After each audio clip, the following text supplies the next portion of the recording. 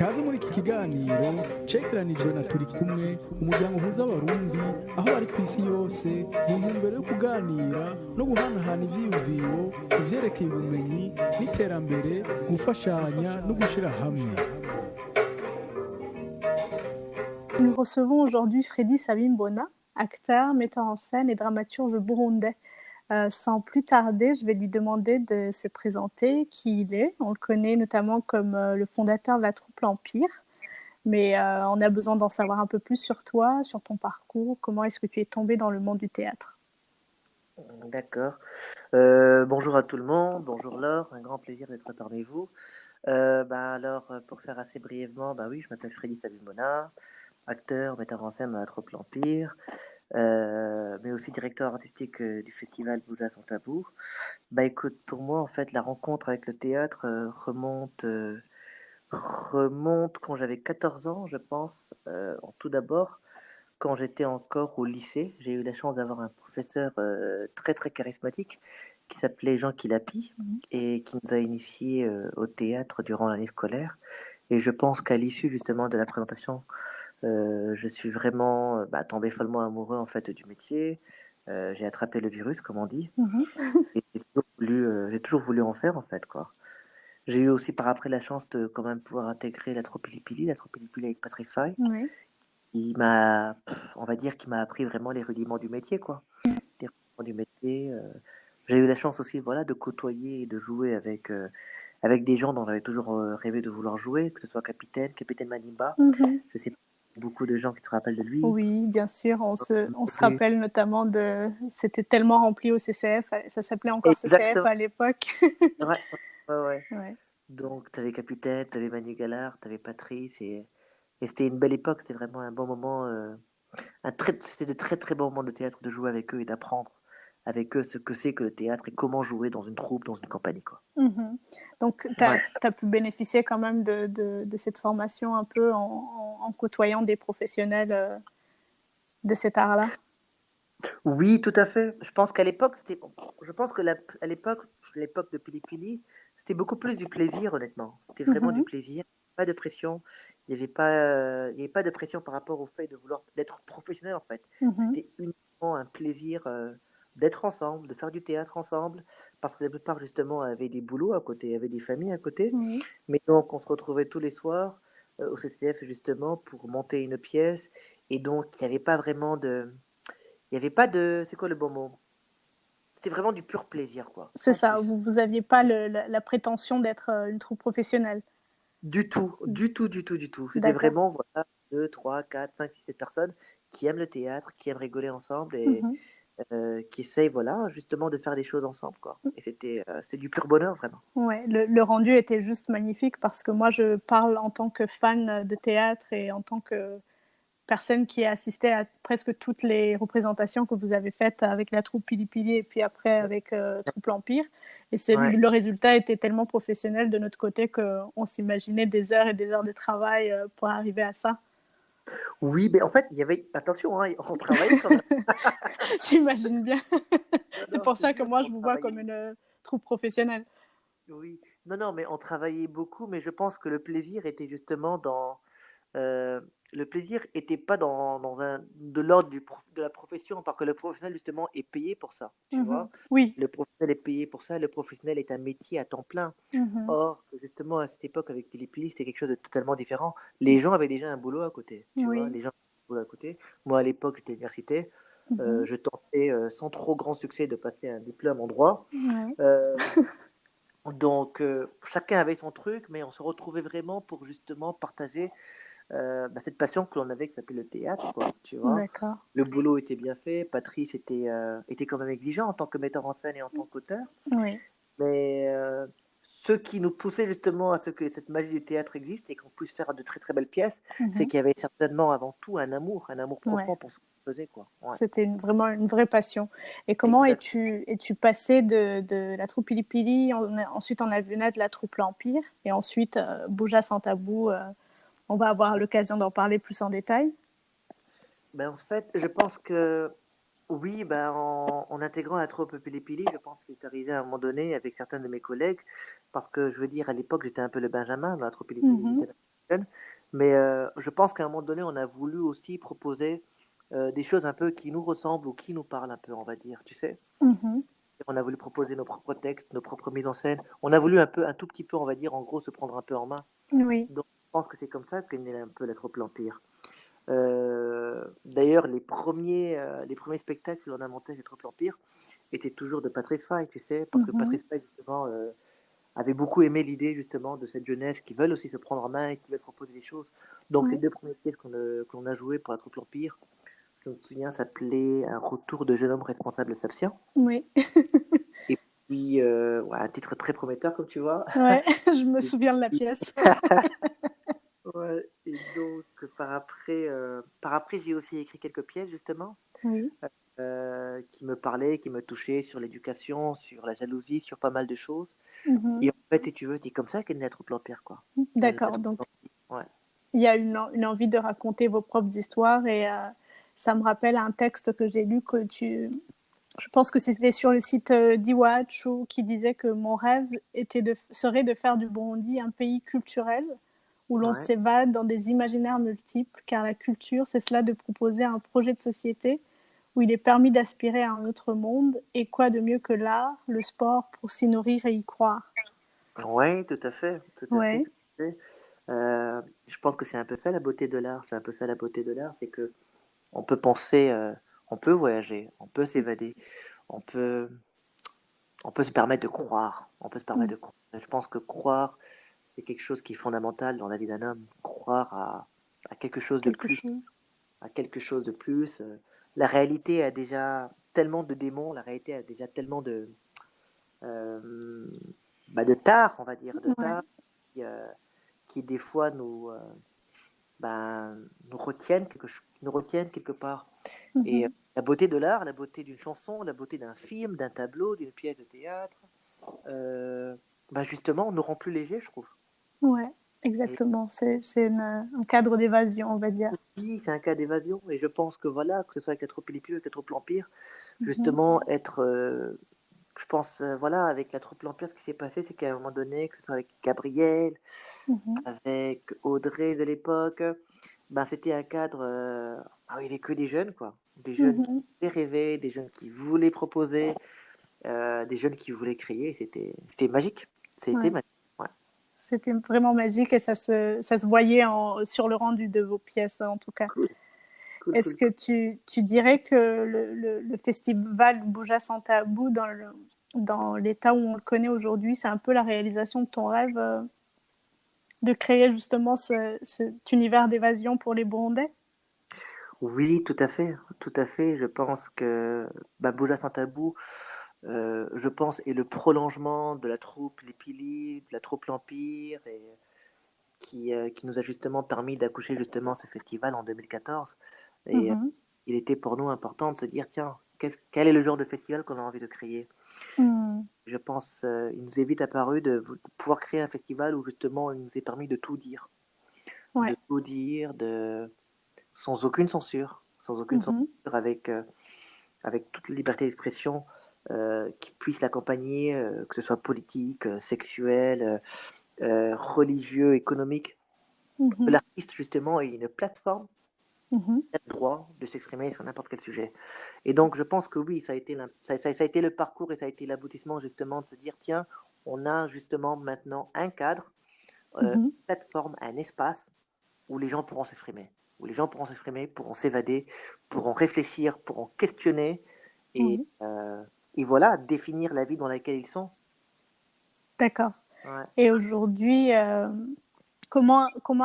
vous avez un peu de recul 4 ans 6 ans plus tard d'ailleurs, parce qu'on est en 2020, et tu dis que la première édition a été en 2014. Ouais.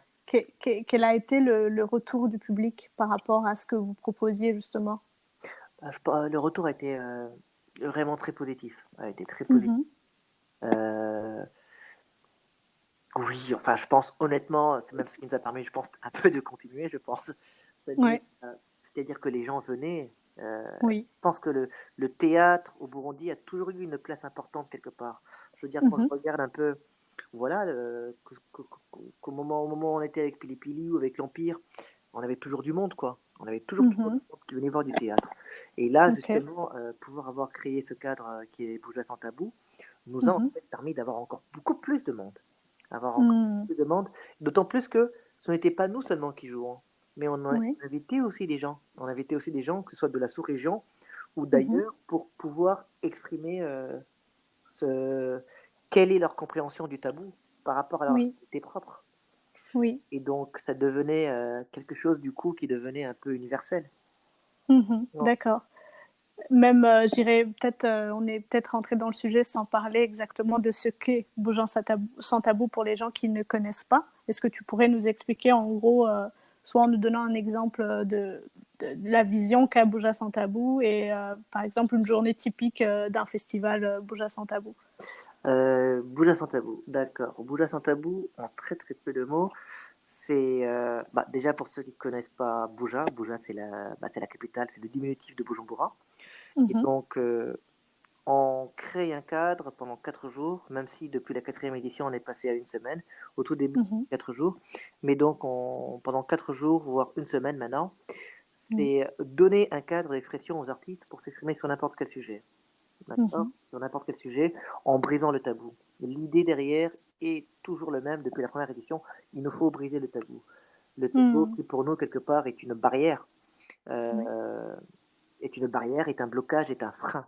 Or, qu'est-ce qui Mhm. arrive justement quand on brise le tabou? Ben, du coup, même si cela peut créer des polémiques, il y a un dialogue, Mhm. il y a une Oui. confrontation, il y a un Mhm. débat, et du coup, ça devient intéressant. Je dis toujours souvent qu'on n'est pas là pour dire aux gens comment penser, quoi. On n'est pas là pour dire, Mhm. voilà, ça c'est bien, ça c'est mauvais, ça c'est blanc, ça c'est noir. Non, du tout. Je pense que notre projet, avant tout, c'est que euh, on puisse penser déjà à la base. Oui. Rien que commencer par rapport à déjà penser et Mhm. poser des questions. En gros Oui. et en bref, Bouger sans tabou est un espace où l'on peut se poser des questions, suivant les formes d'art que l'on a choisies. D'accord. Ouais. Donc on n'est plus uniquement dans l'espace dans une scène théâtrale ou dans du théâtre pur. Ça peut être, peu importe la forme. Vous avez créé cet espace-là pour que les gens ils puissent s'exprimer sur n'importe quel sujet. Oui, tout à fait, tout à fait. Je pense que la première édition, de la première à la troisième édition, c'était uniquement basé sur le théâtre, honnêtement. Euh, Mhm. mais depuis la quatrième édition que l'on vient de réaliser, là, il n'y a même pas 2 mois, en fait, Mhm. la quatrième édition qui portait sur un thème quand même assez, assez cher, on va dire, pour nous autres Burundais, qui était un peu sur l'histoire de la ville de Bujumbura, comment elle a été Mhm. créée. Il nous est Oui. apparu très très vite de se dire, tiens, cette parole ne peut pas être portée que par le théâtre. Mhm. Il faut aussi qu'il y ait d'autres artistes qui puissent aussi prendre cette parole, pour qu'on puisse Oui. être un tout dans le sens où la ville de Bujumbura n'est pas faite que par le théâtre, elle n'est pas Mhm. faite que par des hommes et des femmes, elle est faite par un Oui. ensemble, et cet ensemble, justement, c'est ce que l'on voulait représenter sur scène. Et donc, Oui. c'est pour cette raison qu'on a invité aussi bien des danseurs, que l'on a invité Oui. aussi bien des slameurs, des musiciens, des peintres, des photographes, pour justement vanter la richesse de Bujumbura, qui pour nous était importante, parce qu'honnêtement, on a réalisé qu'on ne connaissait pas Bujumbura, quoi, tu vois. Ouais. Donc, Ben, on a découvert qu'on ne connaissait pas c'est Bujumbura. dingue, c'est dingue, c'est dingue, là. C'est fou. C'est C'est terrible, vraiment fou et c'est terrible, c'est terrible. on a appris beaucoup, beaucoup de choses et on aura l'occasion d'en parler justement Ah ouais, parce que j'espère. tu le disais très bien, le thème de cette édition, c'était liberté d'expression. Ouais, Et donc, on a notamment, l'une des choses qu'on a appris, tu as parlé de comment la ville de Bujumbura a été racialisée à l'époque de sa création. ouais. Est-ce que tu veux en parler plus en détail? Oui, oui, oui, bien sûr, mais en fait, c'est ça aussi qui a été, je pense, je ne vais pas dire un choc, mais qui a été une découverte pour nous, parce que, euh, et c'est là aussi quand je parlais justement de se poser des questions, c'est, Mhm. on est en droit de se poser des questions, mais qu'est-ce qu'on nous enseigne à l'école? Qu'est-ce qu'on nous Oui. enseigne à l'école? Parce que c'est un peu dingue de se dire que l'on vit dans un espace. Enfin, je veux dire, moi j'ai 37 ans, et se dire Mhm. que il m'a fallu 35 ans pour me réaliser, pour me dire, ok, attends, où est-ce que je suis, dans quelle ville, dans quel pays, et comment ça se passe. Oui. Il a fallu que je me Oui. pose ces questions pour faire des recherches. Tu vois. Oui. Et justement, en faisant ces recherches avec mes collègues, bah oui, Mhm. on est tombé un peu des nues. Déjà, pour être honnête, réaliser que Bujumbura est un projet colonial à la base. Déjà, Oui. C'est déjà un choc, si tu veux savoir. C'est un choc, c'est un premier C'est choc. un premier choc, se dire, ah putain, donc oui, Bujumbura est un On vient de là. ouais, on vient d'un passé colonial. On vient d'un Mm, passé qui ne nous appartient pas quelque part, qui n'a pas été mm, pour nous. Donc ça, c'était une première découverte. Et plus on faisait des recherches, on a fait pas mal de conférences avec pas mal d'historiens. Ben voilà, on a mhm, réalisé que Bujumbura, et forcément, vu que c'était un projet colonial, a été bâti suivant une notion de race. Il y avait justement des Indiens d'un côté, les expats, les blancs d'un côté, comme on nous appelait à mhm, l'époque les indigènes, c'est-à-dire les noirs, d'un autre côté. mhm.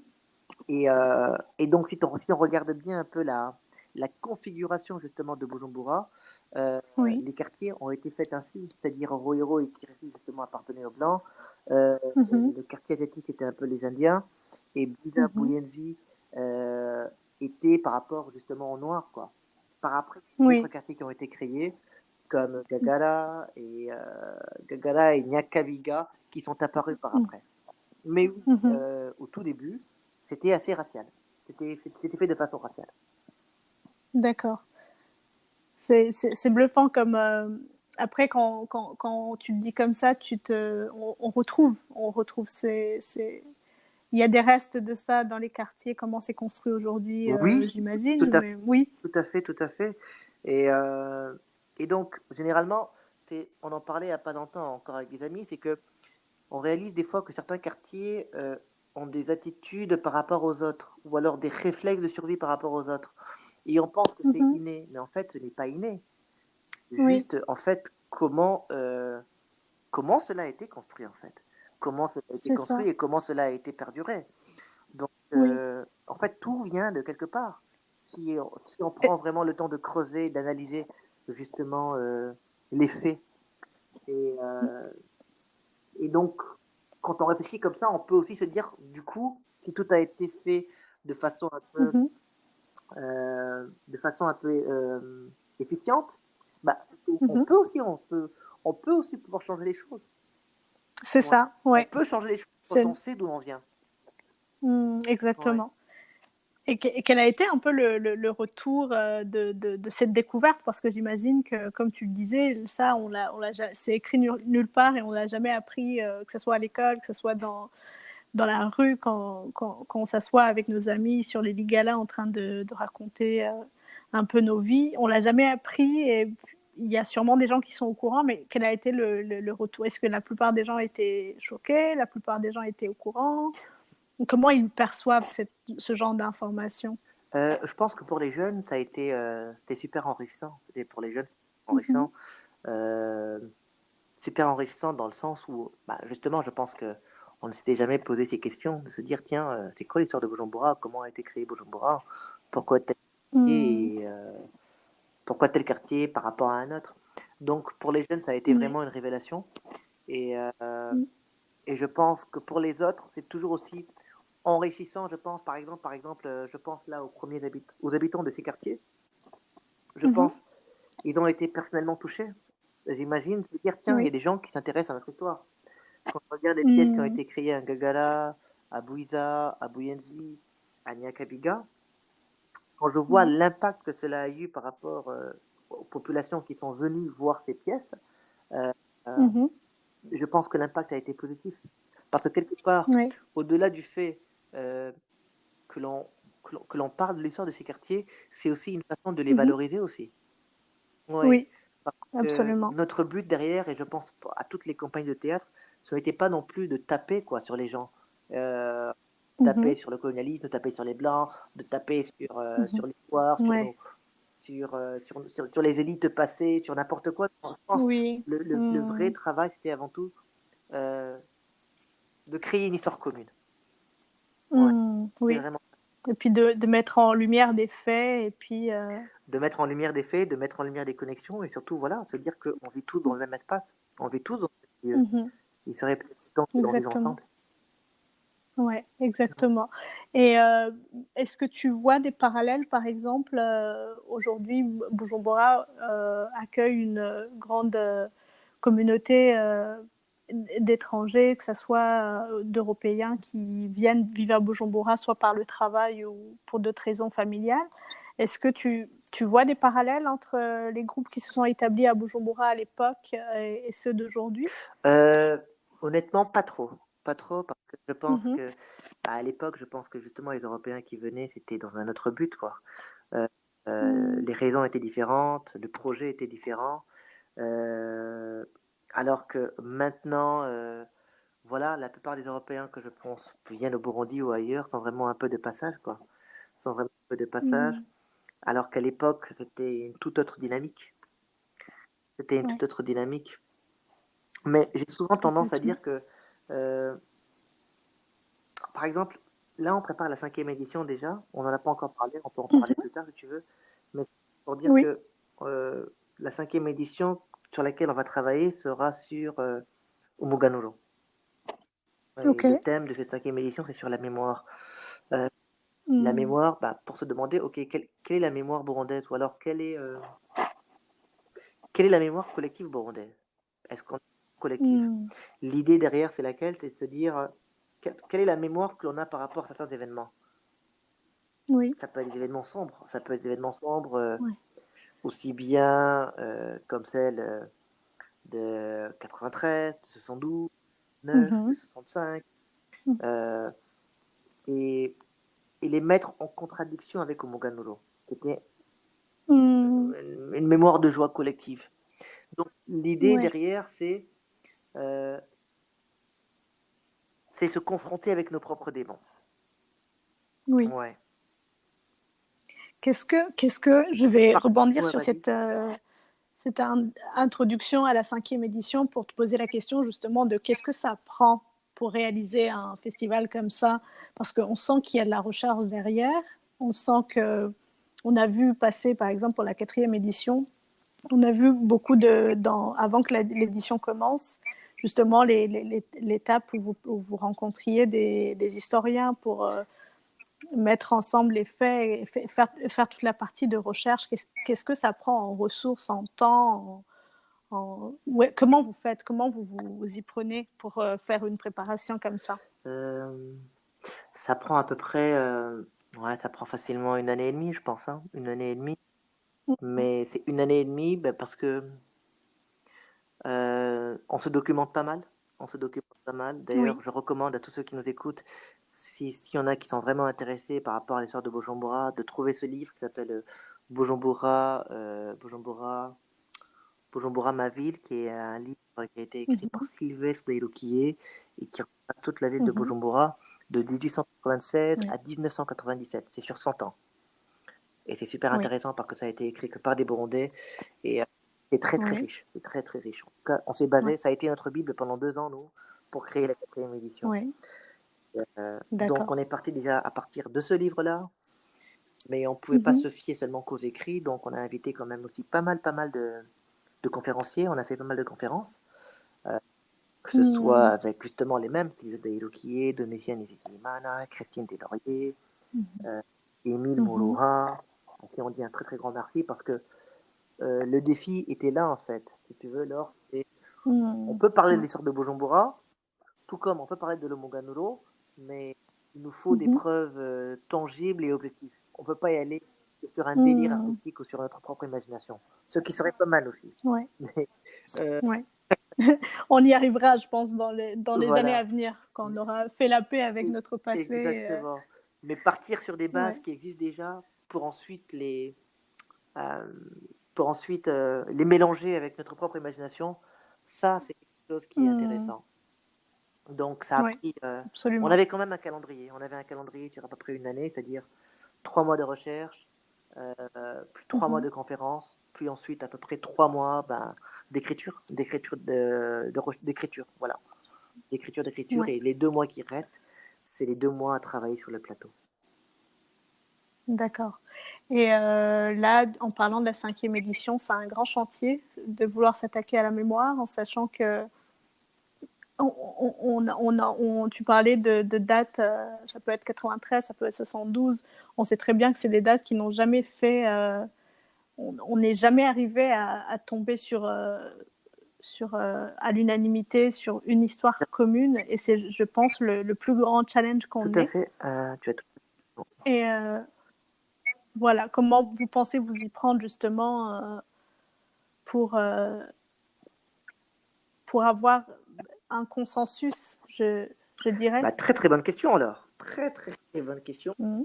Pour le moment, honnêtement, on est en pleine recherche.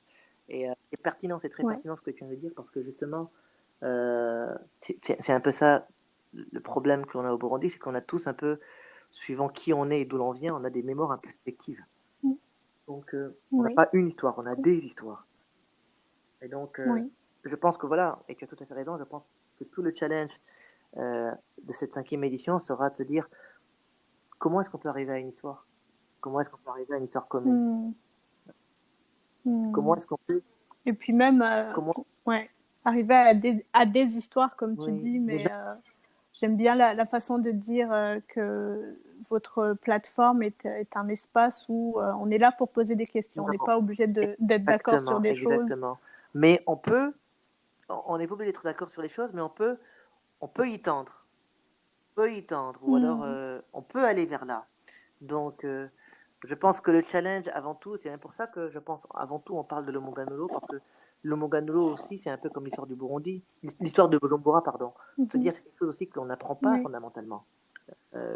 Ouais. On le survole, que ce soit à l'école, ou avec nos parents, ou Ouais. avec en classe.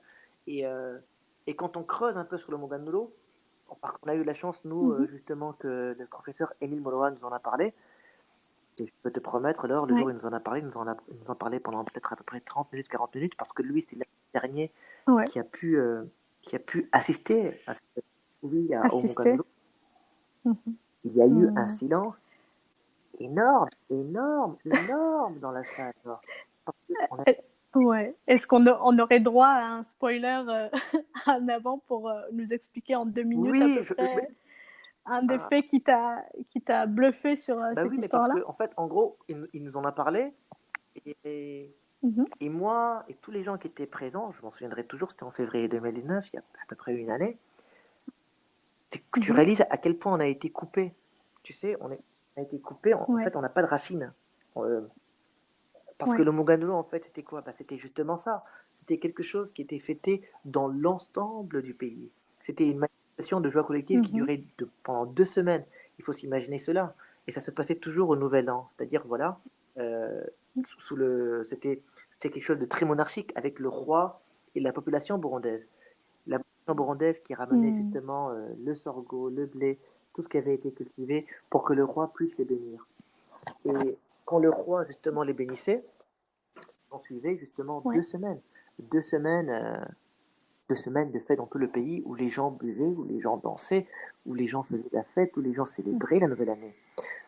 Le Burundi tout entier Mm. était que un. Et, et c'était quelque Mhm. chose qui faisait fondamentalement partie de la culture burundaise. Et quelque chose qu'on ne retrouve plus Ouais. malheureusement, tu sais. Euh, Ouais. et donc, moi je m'en souviendrai toujours, la façon dont tu nous en as parlé, c'est tellement choquant parce qu'on a réalisé Mhm. qu'on avait perdu quelque chose de très très grand. Et, euh, et Ouais. justement, quand on lit, parce que c'est ce qu'on est en train de faire maintenant, on est en train de lire pas mal d'histoires dessus. Je vais faire bref, sinon je vais Mhm. m'emballer. Euh, Ouais.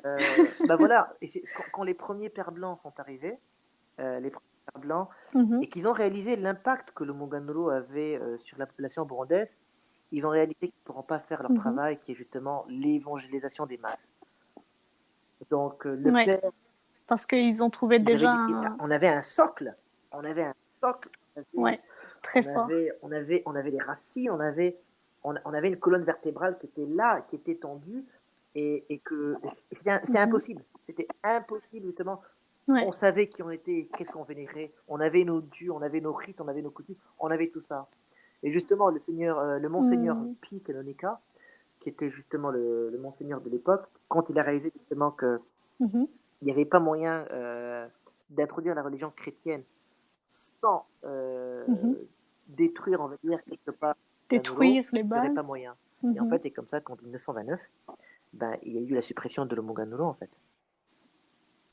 Mm. Ils se sont attaqués vraiment au Bah cœur oui, de ce qu'ils c'est un faisaient. classique, en fait, hein, quand on regarde l'histoire Ouais. des civilisations qui ont disparu à travers, au travers du temps, justement. On remplace une autre. Mm. Et donc, nous, avec le 5e édition, Ok. 81, 91, 80, non, 91 années plus tard, ben on va essayer de Ouais, ramener, on va essayer de la ramener à l'ordre du jour. Non pas dans un but ouais. justement, le but c'est pas vraiment de le reproduire à l'identique, c'est vraiment pas, mais c'est de le Mhm. reproduire de façon contemporaine, encore une fois, avec, Ouais, de façon moderne, avec notre imagination. Donc en gros c'est un peu ça. ouais. C'est un super beau projet et j'ai juste hâte que ça sorte. J'imagine qu'il y a beaucoup, beaucoup de boulot à faire avant qu'on puisse assister à ça, mais on a très, très hâte et je pense que je ne suis pas la seule à Oui, mais nous anticiper. aussi, on est en train de lire beaucoup, beaucoup de choses et c'est super intéressant de réaliser qu'on Ouais, avait un culte du Python. Moi, je n'étais même pas au courant qu'il y avait un culte du Python à ouais, l'époque. C'est ça. ouais, Donc, on dit souvent que voilà, la culture burundaise est très patriarcale, complètement faux. C'est-à-dire, de l'Omogango, tu avais ouais. trois femmes très très fortes qui protégeaient l'Omogango. On va, il y avait Mhm, Kakiganda, ouais. Muka Kagenda, il y avait celle Hmm, qui faisait le culte du Python. Non, mais j'ai oublié son nom. Mais donc, oui. on apprend. C'est très riche. C'est vraiment très riche là. C'est super riche. Ouais, Ouais. j'imagine que ça doit être passionnant toute cette partie de recherche où on découvre et on apprend plein de choses et ça doit être juste magnifique. Et ça va me ramener à ma question suivante de combien de personnes travaillent avec toi pour réaliser un tel travail? Parce que nous, on est là derrière nos écrans et on est juste admiratif de ce que vous faites, mais ça prend combien de gens pour faire Euh, ça? je pense que ça dépend des phases. Par exemple, Mhm. en amont du festival, c'est vraiment que les équipes en fait. C'est vraiment que Mhm. les équipes qui sont composées des Ouais, différentes compagnies, que ce soit l'Empire, les Enfoirés, ou Monica, ou alors la ouais, compagnie Ouf. Donc, c'est vraiment en amont, par exemple, lors des ouais. recherches, c'est uniquement les metteurs en scène et les auteurs, en, en gros, qui font vraiment les Mhm. recherches. Euh, euh, Ouais. et puis, bah, je pense, les journalistes aussi sont présents quand même durant tout le long, parce qu'on a quand même de très Oui. très bons partenariats, que ce Mm. soit avec Akeza, Timbele ou Yaga, qui nous accompagnent durant tout le long. Ouais. Donc, Mhm. ça c'est un peu la première phase, la phase recherche. On est un groupe assez restreint, c'est vraiment que les gens du théâtre, on va dire. Mhm. Et la deuxième Ouais. phase, qui est la phase, on va dire, sur terrain, regroupe un peu plus de gens. Mhm. Parce que sur terrain, c'est-à-dire Oui. que ben, on va sur terrain, donc du coup, c'est pas seulement que les gens du théâtre ou que les médias, il y a les acteurs cette fois-ci Mhm. qui interviennent, tu sais. Et, Oui.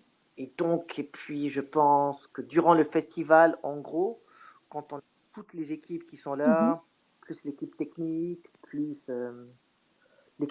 les artistes invités, les médias, on est Mhm. facilement 90 personnes, je pense.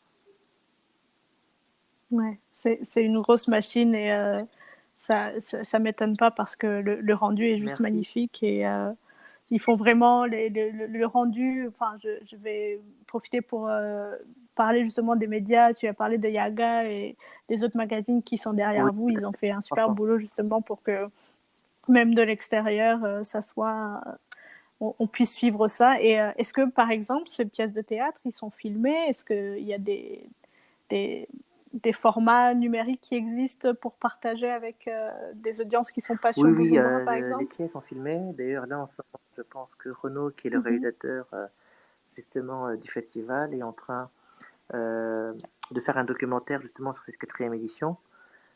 Euh, donc, il est en train Mhm. de retracer un peu les 2 ans de travail qu'on a fait, parce que l'idée n'était pas seulement de présenter que le Ouais, festival, c'était aussi intéressant pour nous de montrer ouais. un peu de là où on a commencé, de là où on a terminé. Et donc, je pense que le documentaire Mhm. devrait sortir, si je ne me trompe pas, d'ici soit ce mois-ci ou le mois prochain. Je ne vais pas dire de bêtises. Donc, je pense que les Ah, gens pourront super. voir aussi au niveau des vidéos ce qui a été fait. Ouais, super. On a hâte. Je pense que ça sera diffusé sur Oui, tout à fait. vos réseaux de Buja Sans Tabou.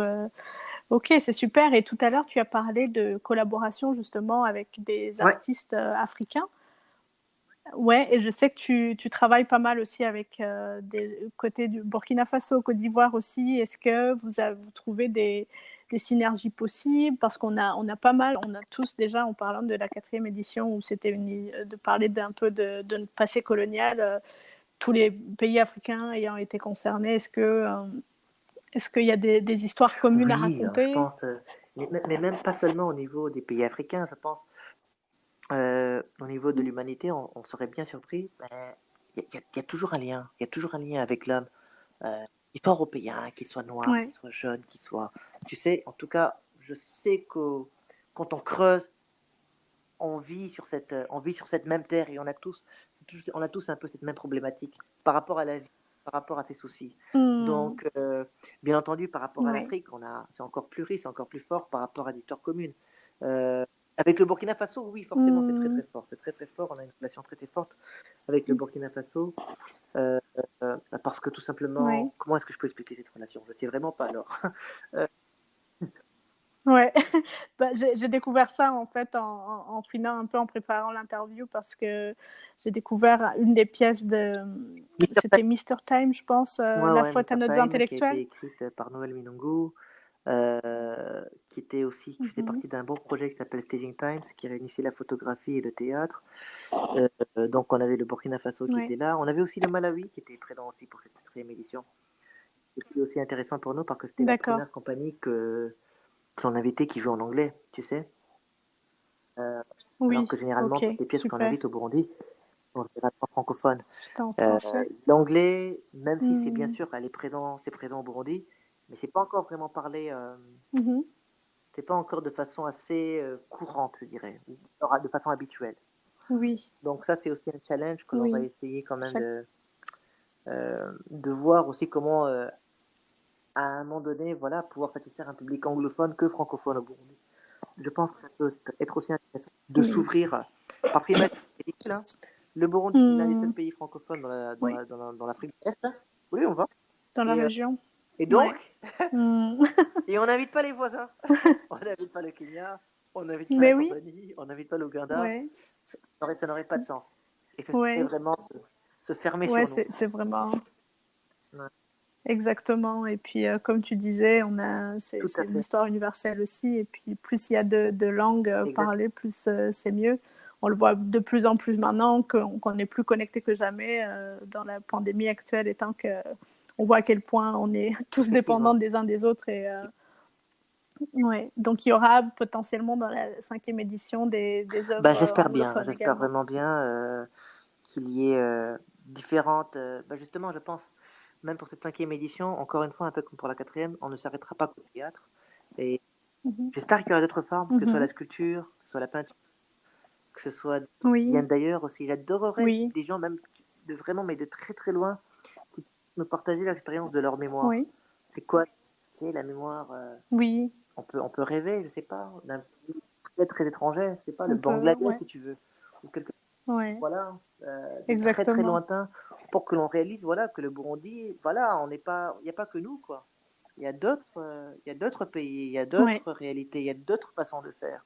Et Et puis on peut surtout, sûrement apprendre de ce que les autres ont exactement, réussi à faire on peut ailleurs. s'inspirer d'eux. Et surtout, voilà, habiter ce Hmm, vaste monde. exactement. Exactement. Citoyen du monde. Exactement. Tu parles bien. Ouais, en tout cas, mais on pourrait On- parler pendant des heures sur le sujet, je pense. oui, Mais ma dernière question, ça va être on voit beaucoup justement il y a beaucoup de Burundais qui vivent à l'extérieur du pays. Il y a une mhm, grosse communauté dans la diaspora et qui se posent la question de qu'est-ce qu'on pourrait faire pour supporter un projet comme ça. Qu'est-ce que, je sais pas, en termes de ressources, autre que, je sais pas, donner de l'argent. Est-ce que à un moment vous cherchez des talents sur, je sais pas, des gens qui font des métiers qui pourraient servir à votre cause. Je sais pas, qu'est-ce que, en tant que Burundais de la diaspora qui ne peut pas participer physiquement dans ce que vous faites, qu'est-ce que tu attendrais en termes oh, je de dirais support, de vraiment bah, tout soutien? ce qu'on peut donner, honnêtement. Honnêtement, tout ce qu'on peut donner. Rien que par Mm. exemple ce que tu fais, Laure, c'est déjà magnifique. J'adore, vraiment, c'est super intéressant de parler de mon travail avec quelqu'un justement Oui. qui est de la diaspora, qui est de l'autre côté, qui me donne la possibilité de parler de mon travail. Donc c'est déjà beaucoup. Donc déjà un grand merci pour ça. Mhm. Mais ça peut être sur Oui, tout et sur rien. avec Vraiment, plaisir. ça peut être juste s'intéresser à ce que l'on fait, pouvoir en parler, pouvoir en discuter. Il y a Oui, 3 jours, un ami à moi, oui. justement, qui vit au Canada, qui m'a appelé aussi pour savoir justement sur cette 5e édition.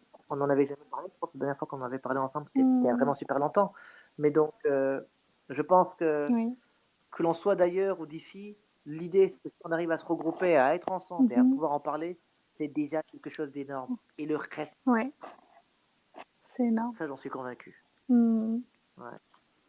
Ouais, parfait. En tout Merci cas, merci beaucoup, là. beaucoup. Ça Merci, a été un merci, plaisir merci. d'échanger Ouais. avec toi. On Ouais, reste en contact on très, très reste vite. en contact de toutes les façons. Et Merci puis, aussi à toi. À ciao, merci ciao. beaucoup. À bientôt. Ciao. Au revoir. Ciao.